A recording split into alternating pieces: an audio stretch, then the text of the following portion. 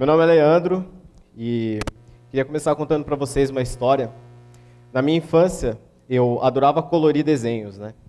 Mas não é qualquer tipo de desenho. Tinham que ser desenhos específicos feitos pelos meus tios, né? Certa vez, fui pedir para um deles, falei, tio, não tem como você aqui fazer um desenho para mim e tal. Por algum motivo, ele não pôde fazer, né? Eu, no meu auge ali dos 9 anos, voltei para casa, fui lá falar para minha mãe, então, mãe, tio não conseguiu desenhar tal. Fiquei muito triste ali e enchendo ela. Ela pegou, olhou o papel assim, tirou da minha mão, foi lá, fez o desenho, tó, vai. Peguei, olhei assim, então, né? Isso aqui não é um desenho com a qualidade feita pelos meus tios, né? Não dá para eu colorir qualquer tipo de desenho. Ela olhou para mim e falou, então, se você não gostou, por que você mesmo não tenta? Até então, eu nunca tinha tentado mesmo fazer um desenho daquele nível, eu só fazia desenhos infantis. Falei, poxa, e se eu começar a levar um pouquinho mais a sério? E se eu começar a tentar copiando os traços que os meus tios fazem? Fui várias vezes, tentei, e dava errado, e saía feio, até que chegou um ponto que eu consegui fazer um. Eu lembro que naquela época, no colégio, acho que todo mundo teve aquela pessoa que era o desenhista da sala. Acho que vocês já viram alguma coisa assim. Eu acabei me tornando esse cara, desenhista da sala.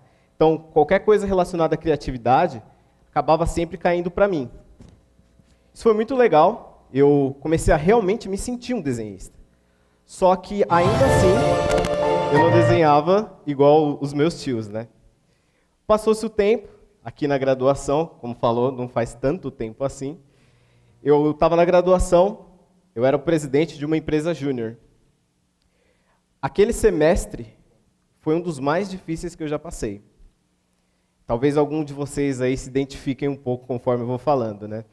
Minha vida social, que vida social? Não existia praticamente, não tinha tempo para nada. Dentro da própria empresa júnior, a minha liderança ia horrível, eu não conseguia bater nenhuma meta, eu não conseguia engajar as pessoas naquilo que eu propunha, então realmente era uma coisa muito complicada para mim. E na graduação, espero que vocês não se identifiquem com isso, de 6 matérias, eu só passei em uma. Foi um momento muito drástico para mim, porque aparentemente tudo aquilo que eu fazia não estava dando certo. Chegou o ponto que eu recebi um e-mail que estava escrito perfil de desligamento. E eu precisava falar com o professor a respeito disso. Fui até ele, fui numa sala conversar com ele. E lá ele me perguntou uma série de coisas. E aí, como é que está a sua vida? Tal? Você está com algum problema pessoal, familiar? Você está com alguma doença? Falei, não tem nenhum problema. Talvez, por eu estar levando a graduação junto com a empresa júnior, né, que é uma coisa à parte, está ficando muito pesado e eu sou presidente lá, realmente está difícil. E ele me aconselhou, talvez seja melhor você sair da empresa júnior, porque isso está atrapalhando a sua graduação. Eu acho que alguns de vocês já ouviram essas frases. Nesse momento, comecei a me questionar se eu estava no curso certo. Será que eu realmente estou fazendo aquilo que eu deveria estar fazendo? Será que ele está certo quando ele afirma que é melhor eu sair? É normal na vida a gente ter essas dúvidas. É muito comum isso. O grande problema é quando, nessas dúvidas, a gente vai procurar uma solução mágica. O jeito certo. O passo a passo. Até então, eu fiquei muito em dúvida, me questionando bastante, e decidi, novamente, tentar. Se aquela criança que tentou, na época dela, fazer atividades complexas e chegou até hoje, aqui, deu tudo certo, por que não tentar novamente?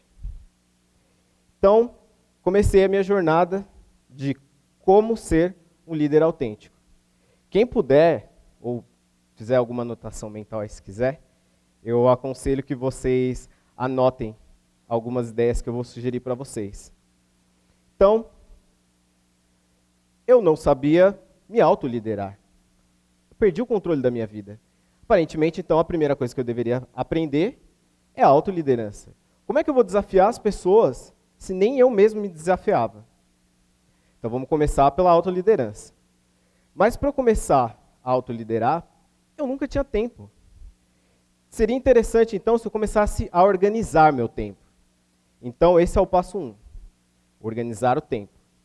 Conversei com uma série de pessoas, procurei muitas referências, livros, podcasts, aquilo tudo. Tentei fazer imersão em cada coisa que eu colocava. Então, primeiro ponto, organizar o tempo. Segundo ponto, eu me abalava muito com qualquer coisa. O feedback já negativo já era uma coisa ruim. Uma resposta negativa, eu já me sentia um pouco abalado. A própria conversa com o professor, quando ele duvidava de mim, eu já me sentia um pouco abalado. Seria interessante, então, eu procurar alguma forma de lidar com isso. Talvez inteligência emocional? Então, segundo ponto, inteligência emocional. Eu queria um pouco mais. Ainda me sentia falta um pouco mais de segurança. Então eu comecei a ver outros modelos, eu comecei a ver outros líderes, muita gente, até por sinal daqui mesmo, do próprio TED. Eu via eles se expressando, como eles falavam, cada pedaço. Eu comecei a perceber que eu precisava, assim como antes, eu acreditava que eu era um desenhista, talvez acreditar que eu era um líder também. Então eu passei, no terceiro ponto, acreditar que era um líder. No quarto ponto, eu já me sentia seguro para falar com a equipe que eu liderava na época, que era da empresa Júnior. Então agora eu acho que seria interessante eu começar a treinar um pouco mais a comunicação, porque eu não estou engajando muito bem eles. Então o quarto ponto seria comunicação efetiva com o time. No quinto, eu queria que eles se sentissem como eu me sentia. Por ser presidente, eu me sentia muito dono daquilo. Eu queria que eles também sentissem a mesma coisa. Só que como fazer isso?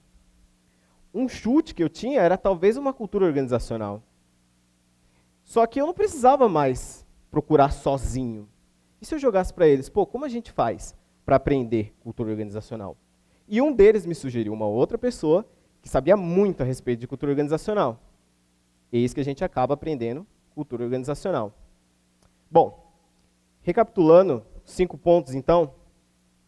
Organizar o tempo, inteligência emocional, comunicação, aliás, acreditar ser um líder. O quarto ponto, comunicação. E o quinto, cultura organizacional, certo? Bom, então, é isso, né, gente? Isso é liderança autêntica, né? Acho que o silêncio de vocês consegue responder, que obviamente que não. Isso não é liderança autêntica. A autenticidade é aquilo que é legítimo, aquilo que é verdadeiro, aquilo que é real. Como vocês vão aprender liderança autêntica se vocês estão seguindo o meu modelo? Lembra quando eu falei do jeito certo? É essa a ideia. Tudo isso que eu pedi para vocês anotarem, joga fora, rasga, tira, embaralha, adiciona coisas. Testa vocês mesmos. A ideia não é vocês seguirem a minha experiência, a minha história que eu contei. Isso não é ser autêntico. Isso é você sendo uma fraude, seguindo alguém, copiando alguém. O problema disso, de você tentar seguir outros modelos, é que você vai se sentir uma fraude. Você vai se sentir inseguro nas suas atividades. Para vocês terem noção como isso é pesado, eu vou fazer um teste bem rápido. Todos vocês estão sentados, certo? Vocês têm certeza que vocês estão sentados do jeito certo? Está todo mundo certo? Se está correta a coluna? No momento em que eu falo isso, eu vejo algumas cabeças assim se mexendo um pouquinho. Você percebe que foi plantada uma certa dúvida em vocês. Será que eu estou fazendo do jeito certo? Troca esse cenário, coloca a liderança. Será que você está liderando do jeito correto? Você percebe o estresse que é levado só por eu sugerir que talvez você não esteja seguindo o modelo exato? Só que não é essa a ideia da autenticidade. A liderança autêntica é criada pela experiência de vocês, a vivência de vocês. O que eu acredito na liderança autêntica é que você precisa ter uma base forte, uma mentalidade muito forte, e a partir daí os seus propósitos, as suas experiências vão fazer você ser um líder autêntico. Você vai passar vergonha, você vai ficar embaraçoso vários momentos, mas você vai estar aprendendo. Cada um desses momentos, a gente tem medo de falhar, mas é nesse momento que você vai acabar aprendendo. Então, eu acabei retomando minha vida, eu consegui aprender a lidar com a graduação e a empresa júnior.